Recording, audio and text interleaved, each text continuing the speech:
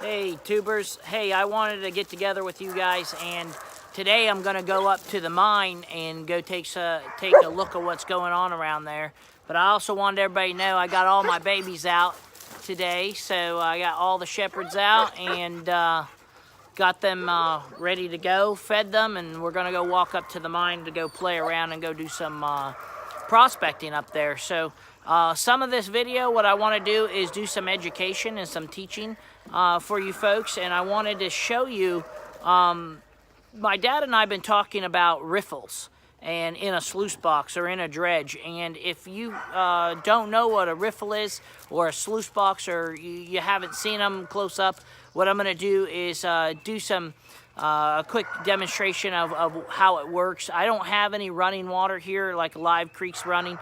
They just run when it's raining. So what I'm going to try to do is basically show you guys with a hose and running through my sluice box so you guys can see how that works. So stay tuned and I'll get back with you in a minute. Hey everyone, I set up the sluice box, and what I've done is it's just a hose. It's not really the way it's set up, but it's just to show everybody and give everybody an idea of kind of how it works. And if you hear the dogs in the background, what I've done is I've let out 7 of the German Shepherds here on the ranch. And what we have here on the ranch is, it's called the Maxie Service Foundation, where I breed and train German Shepherds, and then for service dogs, and then we donate them to families with disabilities that can't afford one of these service dogs that are $20,000, $30,000, and $40,000 dogs. And we do all that at no charge. We also here at the Maxie Service Foundation, we do questions and answers once a month. And then we also have a training course here that we allow people to bring their dogs out on. And all of that is at no charge. I help people if they have a person with disability, from PTSD to autism to handicapped where they have trouble walking. We have really large shepherds that do assist with that. And what we do is everything we do is at no charge. So folks can bring a dog here and do some kind of training courses with them, kind of learn what they need to do. And most of the trainers out there are charging between $65 to $100 an hour. And there's a lot of good folks that need that kind of help and support. And so we started the foundation for folks that they can pitch into it. And everything we do here on the ranch is at no charge. So that's one reason we call it the Maxie Mine. The mine is named after an 18-month-old German Shepherd who was really my shepherd that I was training to work at St. Jude's Children's Hospital and different hospitals for children. And he was just this amazing dog, and 1 out of 1,000 you'll get this pairing and the bond that actually where the dog feels your feelings and you become real close with. And I told somebody one time I waited my whole life for this dog, and he had a little heart murmur and passed away at 18 months old unexpectedly. He just fell asleep and passed away. So a lot of things that we do here on the ranch we named after him, which is his name was Max, so we called it the Maxie Mine. So here on the ranch we try to do a lot of good things. We have or need that type of service dog, so there's all kinds of interaction. If they are not sure they want a dog, we're here and available to let them be around some of the dogs that we have that they're from 6 months old all the way up to 7-year-olds here. So you'll hear them in the background, and I got 7 of them out with me because we're going to go do some prospecting. So now I'm going to show you what I got set up here. So what I got set up here is basically just a hose down here. And what I did is I got a hose and a sluice box. So, and this is just to show you where, like how the water flows over and what actually a riffle is. So you can see the sluice box right there. And what the sluice box will do is it actually catches the gold in between these riffles. And I'll show you what a riffle is here. So as you come down here in the sluice box, you'll see these little gold ribs that run across here. And they're called a riffle. And the water runs across the sluice box like this. And then the gold actually doesn't get trapped in the front part. It's right behind the riffle. So the gold's much heavier than all the other material that goes down the sluice box and comes out the end of the sluice box right there. And it just washes all that debris out and the lighter dirt. And the only thing that's left in the sluice box is your heavy material and the gold. So when I talk about riffles, up on the mountain, and nature builds its own riffles. These lines right here that are about an inch tall, and then it has matting in there to catch the gold. Right behind that matting is basically is where you'll find the gold. And if you can find that in nature, where there's maybe a branch laying there, or there's a root, on the other side of that root is where you'll find the gold. And we're gonna go up on the mountain today. We're gonna go take a look and see if we can find some gold up there, or at least do some prospecting up those creeks that are the dry creek beds, and see what we can find. All right, stay tuned. All right, so like I said, I got all the dogs out, so you're gonna hear, not all of them, but I got 7 of the shepherds out, so you're gonna hear them barking from here time to time, and I apologize, but they kind of get to go with Daddy and go around, and especially go into the mine. They love going to the mine and going up there and running around and playing. So the mine's not that far from the house, which makes it kind of convenient. It's only about, I don't know, a couple 100 yards. So as we work our way over there, it's really kind of beautiful out today. But we have 3 days of some heavy rains, those rains that are coming out of the Gulf. And I have a good feeling that if I can dig up the ground over there by the mine, above the mine, and we can, that one that you're hearing, that is Benelli. She's very vocal, much like a Malamute, and she likes to talk a lot. So when she's playing, so I apologize again about that, but we're getting pretty close to the mine now. And what my plan is to dig out above the mine, and I'll kind of show you what we're talking about, because I want that water when it rains for the next 2 to 3 days. We're supposed to have some pretty good rains. What I want to do is, you guys can see the mine in behind me here, and what I want to do is take, and up above here is where the creek is, and right here by this tree there's some really neat roots that look like those riffles that I was talking about, those riffles in that sluice box. What I want to do is dig up the soil and the ground, because it's really heavy compacted clay.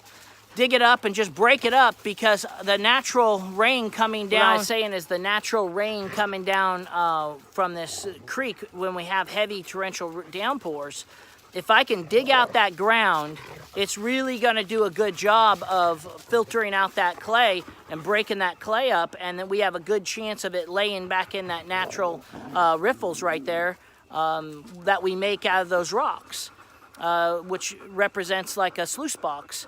And then I'm gonna go up there and I'm gonna actually do some prospecting with you guys and let you kind of see what I'm seeing. And then maybe we find some gold, maybe we don't, but I'm gonna move the leaves out of the way and move over some rocks and do some digging. And we're just gonna kind of do some picking and see what we can find.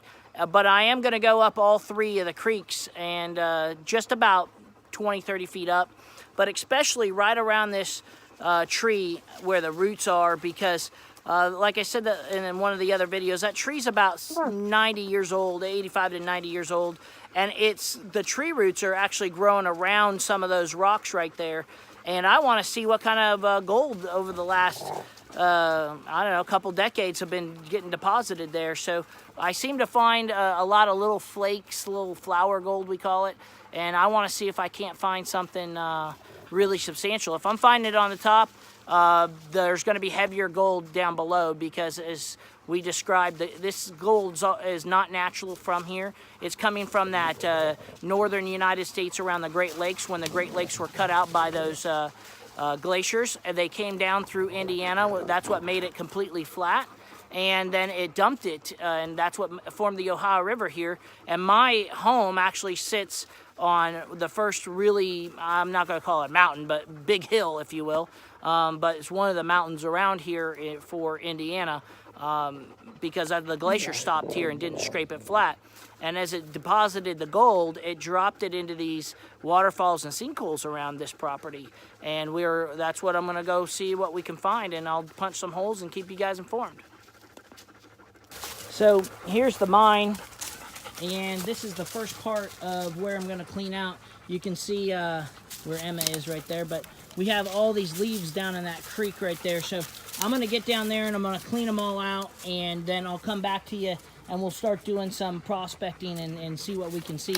If I find any flakes of gold, I'll bring it back up and show you guys. Okay, everyone, I wanted to show you what I found. You're gonna see some dogs in here, but they seem to love it when I get down. But I wanna show you, there's a little piece of gold down here. I'm gonna get in real close.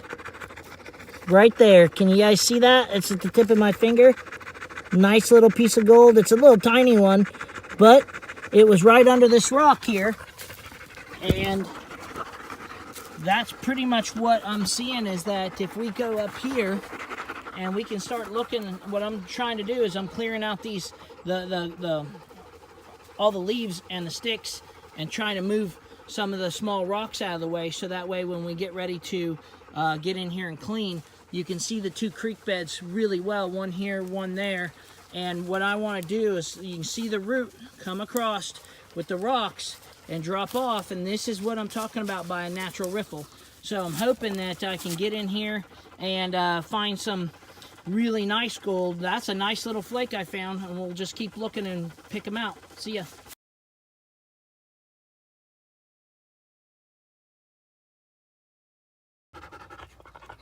All right, folks, so I was digging in here. So here, let me show you. I'm gonna back up and kind of show you where I'm at. So here's the big tree, and what I'm doing is I'm cleaning this in here, and I want to show you. So if we're talking about riffles in a sluice box, right there looks like a great riffle. So the water's coming down the creek, hits that, jumps over and drops gold right there. So this is what I found. I'll kind of get in here, and you see this rock right here is actually grown.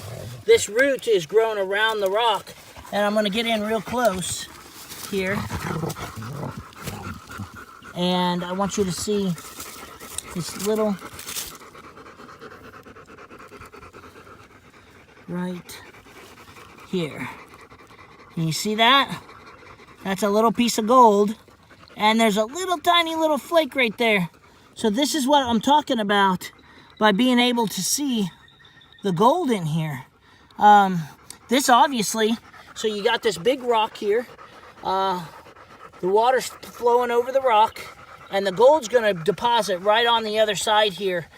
This is the natural riffle, and it sure did. It's a little teeny tiny flake, but hey, if you can see gold on top, that means there's probably gold in the bottom. And my question is, we have a couple rocks here, this one, that are actually grown into this tree root here, and I've been moving some of the leaves around, trying to get access to the dirt and see what it kind of looks like. And what I want to see is what kind of little flower gold's laying in here. But this is exciting when you can come into this area of the tree roots, and I'm hopeful that this, if you can see, there's the creek coming down, and this huge piece of the root coming out. You can see how big that root is, and this gravel and dirt and clay right here looks like it's going to hold really good gold. I don't see any on top, but in these areas that it's washed really, really well. I'm going to get up close to it again. That thing can just, there we go. There's a nice little piece, one right there. I'm not going to pull these ones out right now, but I am going to go up here and dig some of this dirt up. All I'm going to do is dig it up and turn it over. Dig it up and turn it over with the pickaxe, just to get it exposed so the water's not running over it, as opposed to it running and cleaning it as it comes over. And it should deposit the gold flakes or whatever we find back into these areas again. All right, so I've been up here prospecting, and what my goal was to do is to get up in these rocks and kind of dig out and dig around in the rocks. I just found a few little flakes, nothing really to speak about, but you have to understand it's just a little bit what we're seeing on top. The gold's heavy, and so it's going to be going further down, and most of the stuff I was tipping over rocks and prospecting was pretty much just overburden. I'm gonna step down here so you guys can kind of see. So what I did is I took and, if you can see right here, right about there, right about along there, you can see where I kind of dug out around that V of the tree. I dug all that out, and then I dug down around here. I didn't really see anything. I didn't kind of expect to see anything big, but I was hoping to see something right around the roots. I took a few pictures of some the tiny little flakes I seen, and that was right when I first walked up here around the roots. And then you can see these rocks right around here are all covered in moss, been here forever. And so my goal is to, when I come back up and mine, hopefully all the digging that I did up here loosen that topsoil up, and it'll filter that topsoil down through the natural riffles that are in here, and it'll give me a chance to get down to the more of the gold bearing soil and see what I can find. So we're about got about 4 or 5 hours before the rain's supposed to hit, and I'm hoping that if the rains can hit for 2 or 3 days pretty heavy, then you'll really get to see some nice gold. But we're going to come out of the mine the next time we prospect, and we're going to hit this really hard up here, and we're going to dig this out, move all the rocks, and you'll get to watch us do that. I got a new tripod, so I'll set the camera up on a tripod and let you guys watch us mine it out below this tree here, and we'll see what we get. The tree's right by the mine, and right in front of it, and it makes sense that gold's going downhill, so it should be deposited in that waterfall, but I also think it's going to deposit right there.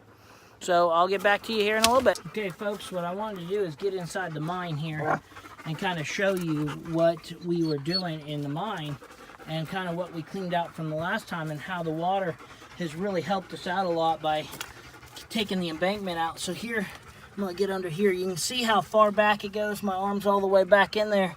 It wasn't like this before, so the water is starting to wash that out, and it creates these great pockets, like this pocket back down in here, and this really great pocket back in here. And what I'm hoping is, as it starts to wash this out, that we can start seeing some more gold in here. Right back in here, this is the pocket that I cleaned out last time. You can see it kind of got full of junk and leaves. You pretty much have to clean all that crap out every time you mine. But then this ledge right here is what's really interesting to me. I'm going to move the shovel and climb in there. So this goes way back, probably 2-3 feet back in here. And under here is where we're finding gold coming right out of this waterfall and into this big rock right there. And that's where the shovel's at. That's one of those natural riffles that we talk about. And you can just see how my big man's up there on top of where we're mining. You see the shepherds up there.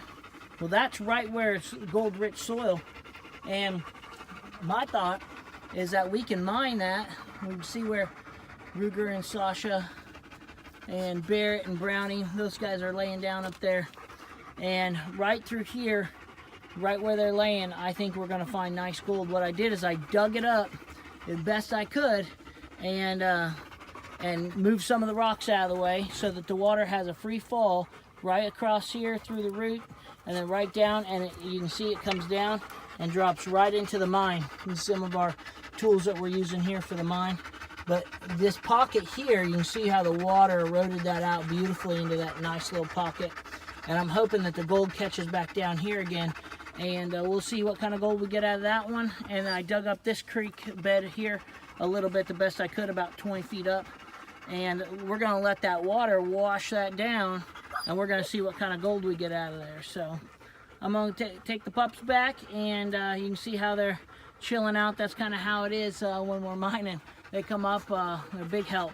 They kind of keep the soil compacted down by laying around.